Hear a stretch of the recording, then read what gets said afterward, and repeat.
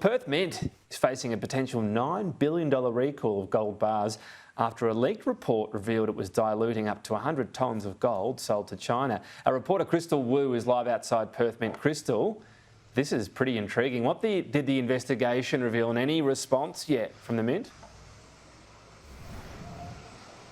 That's right, Tom. The state government-owned Perth Mint began diluting its gold in 2018 in an effort to save hundreds and thousands of dollars a year. Now, an ABC Four Corners investigation revealed it was up to 100 tonnes of gold was sold to China, one of its biggest trading partners. And even though the purity levels were still quite high, it was more than 99.99%. The standards just didn't meet Shanghai gold export standards. Now, the opposition leader has called on the state government, especially Premier Mark McGowan, who had ministerial responsibility for the Mint up until March 2021, to front up to explain to Australians how they got away with it.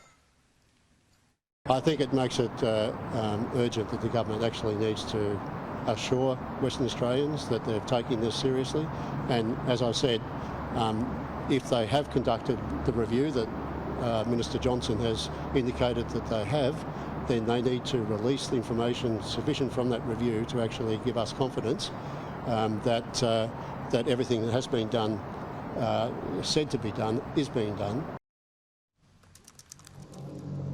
The investigation also revealed former bikie Dane Brakovich, who has been in jail for drug-related offences, managed to buy $27,000 worth of gold last year using just a Visa debit card. Now, the Mint is required to conduct rigorous checks for those deemed high risk, but according to his lawyer, he just purchased the gold, no questions asked. They did ask for his driver's licence to connect it to his bank account, but aside from that, no background checks.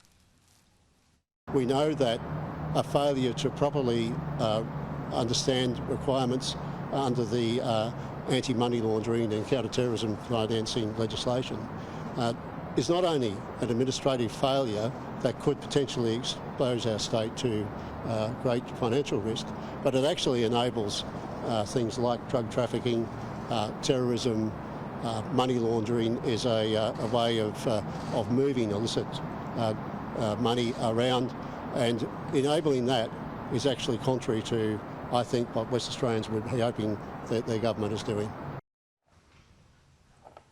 Perth Mint is the only gold and silver refinery owned by its own state government, so it's likely taxpayers will have to take responsibility for any fines. Now, Premier Mark McGowan has been asked to address this case to the public today, but it's unlikely a report into the Mint will be made public.